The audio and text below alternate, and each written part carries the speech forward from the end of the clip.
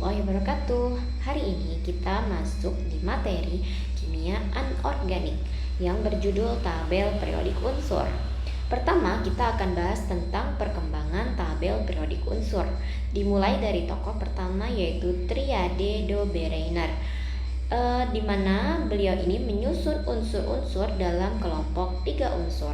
Jadi dia menyusun 3-3-3 gitu ya. Anggotanya itu 3-3-3 sesuai dengan namanya tri ya. Dan 3 unsur ini memiliki sifat yang sama ya, sifatnya sama atau mirip gitu guys. Dan 3 unsur ini kalau dirata-ratakan unsur pertama dan unsur ketiga, maka rata-ratanya itu akan dimiliki oleh unsur yang kedua atau unsur yang di tengah gitu ya. Jadi begitu yang pertama yaitu Triade de Bereiner. Oke, contohnya di sini adalah triade yang ditemukan itu adalah kalsium, strontium, dan barium. Nah, kalsium, strontium, barium ini masuk di kategori triade ya. Dan untuk kalsium dan barium nomor masanya itu 40 dan 137 ketika tidak rata itu hasilnya 88,5 dan sesuai dengan unsur yang di tengah gitu. Oke. Nah, lanjut perkembangannya berikutnya adalah ditemukan oleh Octave Newlands. Jika unsur-unsur disusun menurut kenaikan massa atom, sifat-sifat unsur akan berulang setiap 8 unsur. Jadi dia di sini menyusun berdasarkan kenaikan nomor massa ya, berdasarkan nomor massanya, kenaikan nomor massanya. Lalu sifatnya itu diklaim akan berulang setiap 8 unsur. Nah, di contohnya adalah pertama dari nomor massa yang paling kecil yaitu hidrogen, terus lanjut ke lithium, terus lanjut ke berilium. Di sini gas mulianya belum ada ya guys. Berilium, terus lanjut lagi ke boron, terus lanjut lagi ke karbon, terus lanjut ke nitrogen, oksigen, fluor. Nah, kalau kita lihat di sini kan ada 1 2 3 4 5 6 7 8. Jika unsur pertama dengan unsur ke-8 memiliki sifat yang sama. Unsur kedua dengan unsur ke-9 memiliki sifat yang sama. Jadi ini tuh kalau yang kulihat di kubaca itu ya, itu kayak do re mi, kayak tangga nada fa sol la si do. Nah, do yang ini akan balik lagi ke sini. Jadi ini sesama do gitu loh ya. Jadi dia nanti F ini masuknya di sini. Gitu. Oke, terus jadi setiap berulangan ke-8. Jadi untuk yang ke-8 dia balik lagi ke sini gitu guys. Ya. Terus lanjut habis dari F nanti dia masuk lagi ke siapa ini ya? Na. Nah, gitu. Terus lanjut ke Mg. Ya, terus lanjut ke siapa? Al. Terus lanjut ke Si, terus lanjut ke Ps gitu. Nah, ini dia memiliki kelemahan karena dia menganggap dia nggak peduli terhadap mereka ini punya sifat yang sama atau tidak. Nah, itu dia nggak peduli. Misalnya ini H dan F ini kan dia nggak punya sifat yang mirip sama sekali kan, tapi dia digolongin di golongan yang sama gitu. Karena apa? Karena dia berpatokan tadi setiap 8 unsur itu berulang lagi tanpa peduli sifat-sifatnya. Yang di sini bilang sifat-sifatnya akan berulang. Nah, itu dia dia menyamaratakan bahwa sifatnya bakal sama loh setiap 8 kali ulangan. Padahal kenyataannya enggak gitu. Jadi dia banyak banyak kekurangannya di sini sehingga nanti akan disempurnakan oleh tokoh berikutnya. Gitu. Tapi kalau dari segi Li dan Na ini sudah benar sih ya. Ini sudah benar, ini pengelompokannya dia sudah benar, tetapi nanti pada saat dia ngelanjut lagi misalnya sampai nanti di golongan transisi, nah itu dia udah ngaco banget gitu guys. Karena apa ya? Karena dia tidak mempedulikan sifat-sifatnya gitu, sifat-sifat dari unsur tersebut dia nggak peduli, yang penting dia harus berulang sebanyak 8 kali. Nah itu dia salahnya di situ ya. Oke. Terus untuk tabel periodik Mendeleev, ini lanjut ke tokoh berikutnya yaitu Mendeleev ya. Pada tahun 1869, ilmuwan dari Rusia bernama Dmitri Mendeleev dan ilmuwan dari Jerman yaitu Lothar Meyer ini secara terpisah mendemonstrasikan hubungan antara massa atom, ini masih sama ya guys, dia ngomongin tentang massa atom juga dengan sifat unsur. Jadi di sini dia ngomongin tentang massa atom dan sifat unsur. Jadi sebenarnya mirip kayak oktav tadi. Kalau oktav itu kan tadi berdasarkan massa atom saja kan, gitu. Sifat-sifat unsurnya kan diabaikan gitu ya. Tapi kalau Mendeleev itu enggak, dia berpatokan kepada massa atom dan juga sifat unsur. Jadi tanpa mengabaikan sifat unsur itu sendiri. Jadi dia nggak saklek pada kenaikan massa atom saja, tidak ya. Oke, terus mereka mempublikasikan tabel unsur-unsur yang disusun menurut kenaikan massa atom. Jadi sama kayak tadi sebelumnya sebenarnya. Namun Mendeleev mendapat pengakuan lebih karena ia yang pertama kali mempublikasikan hasil pekerjaannya dan menunjukkan kegunaan yang lebih baik. Jadi dia menemukan kayak bisa menyusun dengan lebih baik dan lebih diterima oleh publik gitu daripada Newland yang sebelumnya tadi. Nah, menurut Mendeleev, jika unsur-unsur disusun berdasarkan kenaikan massa atom, ini sama kenaikan massa atom, terjadi pengulangan atau pola periodik sifat-sifat unsur. Jadi di sini terjadi pola pengulangan sifat unsur. Kalau yang tadi, yang Newland itu dia intinya pengulangan 8 kali. Nah, yang berdasarkan tangga nada tadi. Kalau ini dia tidak berpatokan ke tangga nada ya guys, tapi dia lebih ke mempedulikan sifat-sifat unsurnya. Jadi dia mengulang sifat-sifat unsurnya alias mengelompokkannya itu ya berdasarkan sifat-sifatnya juga gitu, mempedulikan sifat juga ya. Unsur-unsur yang sifatnya mirip terletak pada satu kolom ya. Mendeleev bahkan mengosongkan beberapa tempat unsur yang belum ditemukan. Jadi Mendeleev ini dia tokoh yang dia menyusun berdasarkan kenaikan massa atom juga, tetapi dia itu memberikan mengelompokkannya itu ya berdasarkan sifat-sifatnya juga gitu. Kayak misalnya FClBrI. Nah, ini juga dia ngelompokinnya mereka berempat ya karena mereka punya sifat yang mirip gitu guys ya. Nah, terus salah satu yang mendominasi itu adalah pada saat penyusunan FClBrI ini, yang mana harusnya kalau nggak salah itu I sama TE ya guys ya. Ya betul ya, I sama TE. Nah, secara tabel periodik itu kan harusnya secara nomor massa ini I kan 126 kan, 9, ini kan 127,6. Harusnya kan I-nya lebih duluan gitu. Harusnya kan ini kan berada dalam baris yang sama kan, TE sama I. Harusnya kan I dulu baru TE gitu loh guys. Harusnya kan kayak gini kalau berdasarkan kenaikan nama massa atom ya. Nah, tapi Mendeleev itu nggak kayak gitu. Jadi dia tetap berdasarkan itu juga, tetapi dia juga mempedulikan sifatnya. Ternyata tellurium itu lebih mirip dengan sifat-sifat dari si golongan 6 gitu. Jadi cocoknya ditaruh di sini gitu loh. Ya, bisa dipahami ya gitu. Ya, itulah kenapa Mendeleev ini bahkan mengosongkan beberapa tempat unsur yang belum ditemukan saat itu. Ya. Dan terus bahkan dia bisa memprediksikan sifat-sifat unsur yang belum ketemu gitu. Dan kayak pada saat ditemukan di beberapa tahun berikutnya sesuai dengan prediksi sifat yang diprediksikan oleh Mendeleev ini. Jadi kayak gitu ya. Oke. Terus berikutnya adalah tabel periodik unsur modern. Nah, ini didasarkan pada tabel periodik bentuk panjang milik Henry Moseley ya. Jadi di tokohnya adalah Henry Moseley. Sistem periodik unsur disusun berdasarkan kenaikan nomor atom dan kemirikan sifat ya. Jadi ini mirip juga dengan Mendeleev sebelumnya ya gitu. Nah, teman di sini dia sudah lengkap saja ya, penyusunannya juga sudah seperti yang kita lihat sekarang gitu. Nah, untuk lajur horizontal disebut periode ya, tersusun berdasarkan kenaikan nomor atom. Jadi kalau periode itu yang kesini ya, itu berdasarkan nomor atom, ya, kenaikan nomor atomnya.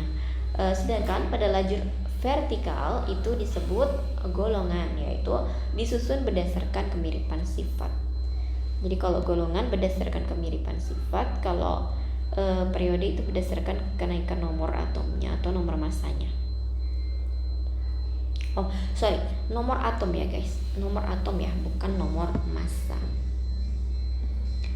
Oke, ya, berdasarkan kenaikan nomor atom. Sorry ya, tadi aku salah ya. Jadi ingat, ini nomor atom. Kalau beda ya sama Mosley tadi ternyata ya. Kalau Mosley kan nomor massa. Nah, kalau modern ini dia nomor atom. Oke. Nah, lanjut, unsur golongan A disebut sebagai golongan utama, sedangkan golongan B disebut sebagai golongan transisi. Ya, ini versi Amerika. Jadi versi Amerika itu dia menyebutkan golongan A dan golongan B. Tapi kalau versi IUPAC, ya ini versi IUPAC itu dia menyebutkan golongan itu dari angka 1 sampai 18. Ya, berurutan dari kiri ke kanan, dari 1 sampai 18. Nah, berdasarkan penomoran ini, golongan transisi memiliki nomor 3 sampai 12. Jadi transisi itu 3 sampai 12 ya kalau berdasarkan IUPAC. Kalau transisi berdasarkan Amerika ya golongan B gitu. Nah, sistem periodik modern tersusun atas 7 periode. Jadi dia 7 gitu ya. Ada 7 baris. Ya, gini ada 7. Lalu dia ada 18 kolom gitu. Nah, kalau golongan terbagi menjadi 8 golongan utama dan 8 golongan transisi. Ya, golongan transisi tadi dari nomor 3 sampai 12.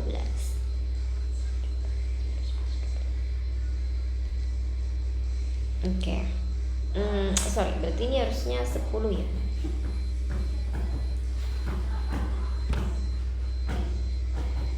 3, 4, 5, 6, 7, 8, 9, 10, 11, 12. Iya, jadi harusnya dia 10 ya. Ini enggak salah. Tuliskah sebentar ya anak-anak. Jadi harusnya 10 ya, 10 golongan transisi, 8 golongan utama.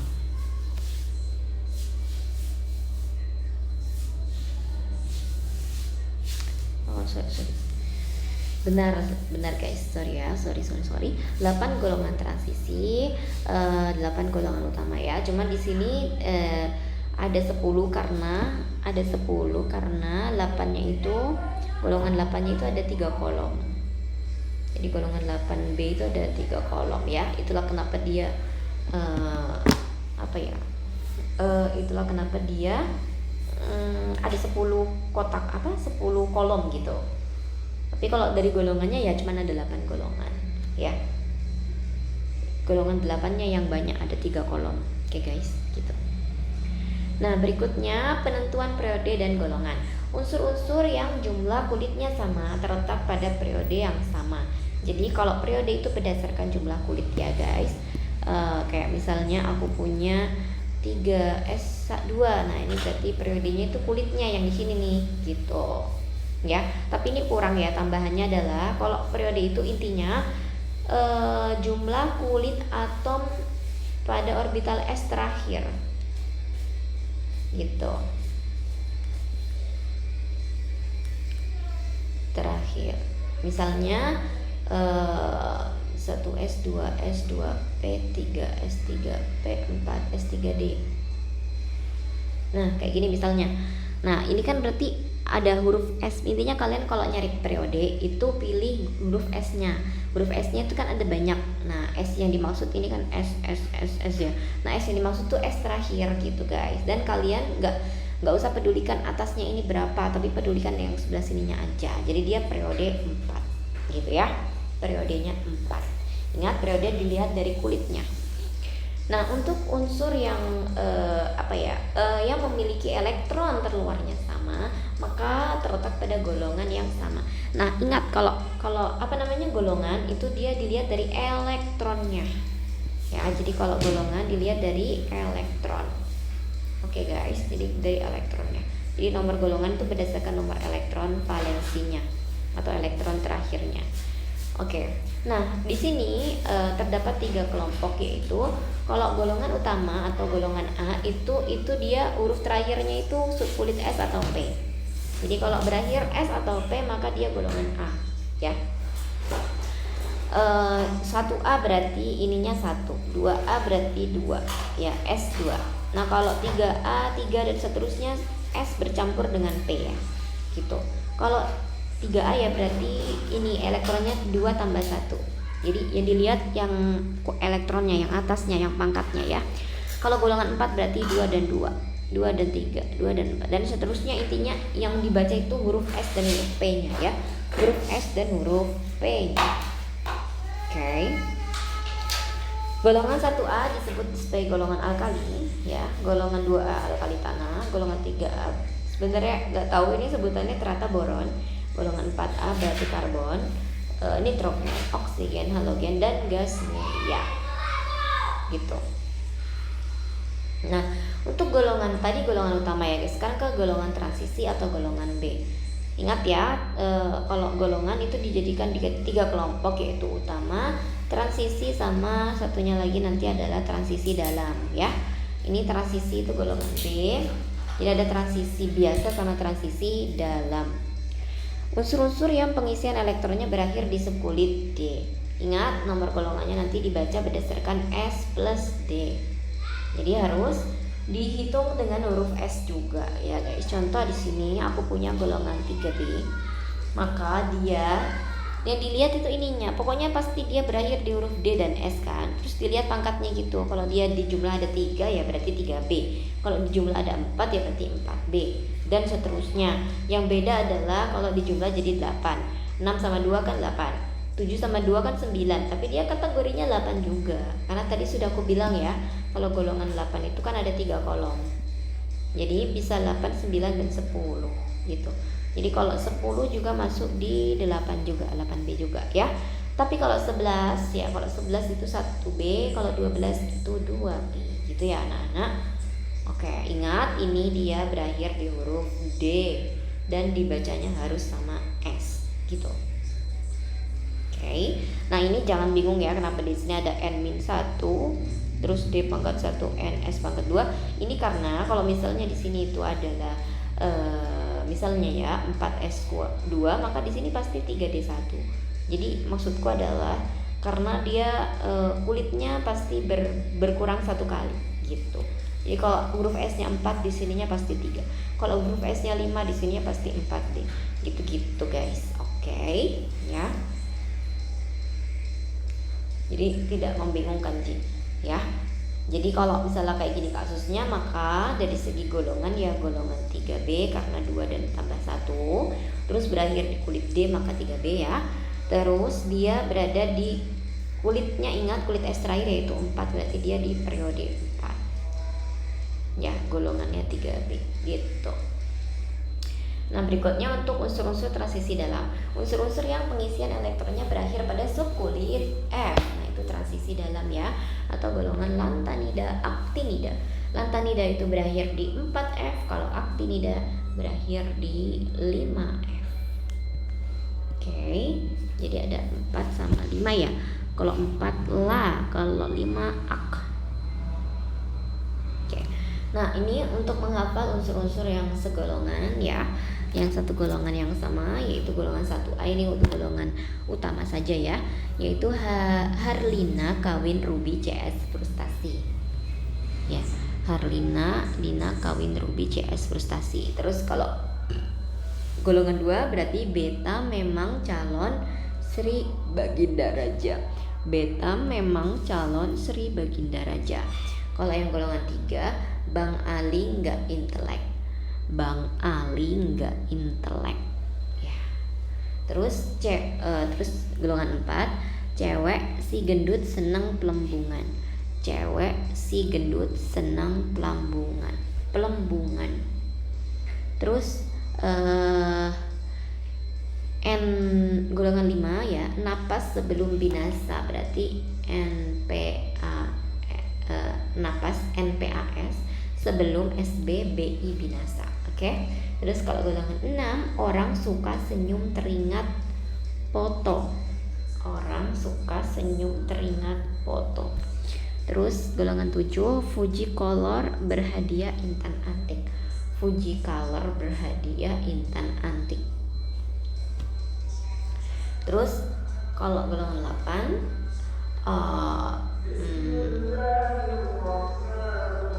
heboh negara Arab karena serangan ranjau. Heboh negara Arab karena serangan ranjau. Oke, begitu ya anak-anak. Untuk soal kita masuk di video berikutnya. See you on my next video guys.